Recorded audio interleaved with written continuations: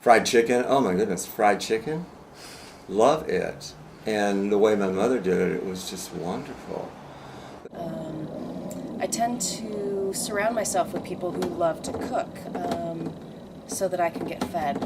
Watching them prepare the meals and orchestrating this whole production is just awe-inspiring to me. And I feel very loved. I feel very taken care of and nurtured because they're willing to put that much time and effort and care and love into a meal that they're making for me. Whose recipe is this? It's a Greek recipe. I don't know whose recipe it is. It could be I guess from Yaya Eleni to mother to me, I guess. I don't know. This is Greek. Isn't that the way you make keftedes? Or don't you make them? I kind of fake it. You fake it. Yeah. I was pretty much in the kitchen because that's where she was, and I wanted to hang out with her. And so I always had some little project, or she'd give me some little task. I even have a picture of her, or actually of me as a little kid sitting on the counter stirring a bowl that was like too big to have in my lap. Like the bowl was bigger than my lap. That's how small I was.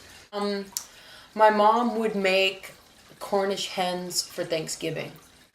I was always in the kitchen helping, hanging out with her, and I would take those little Cornish hens and like dance them around the countertop as, animate their carcass as if they were alive. And that always creeped my mom out really bad, and I thought it was a lot of fun. She always had a menu that she would make, but we ate a lot of the same stuff over and over, and all that stuff was stuff she liked. Like, she wouldn't cook anything that she didn't actually like, and she liked kind of a limited menu.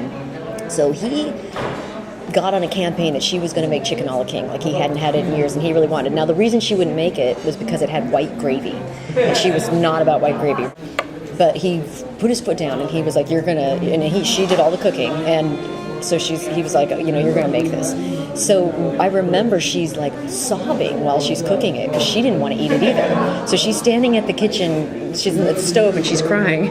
And then my sister and I come down, and we see her crying, so we, of course, figure we're being poisoned. So I'm, like, sitting at the table crying, and my sister's cowered in the corner in the living room crying, and my poor dad is sitting there trying to eat, and he finally was just like, "All right, God damn it, you don't have to eat it." And then my mom was like, "Okay, great," and she made macaroni and cheese for the rest of us, and we all ate it.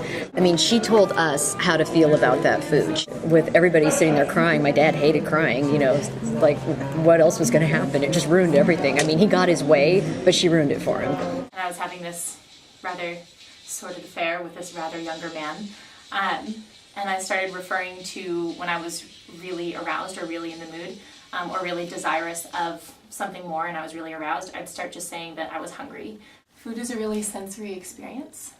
So, I mean, there's texture, there's temperature, there's color.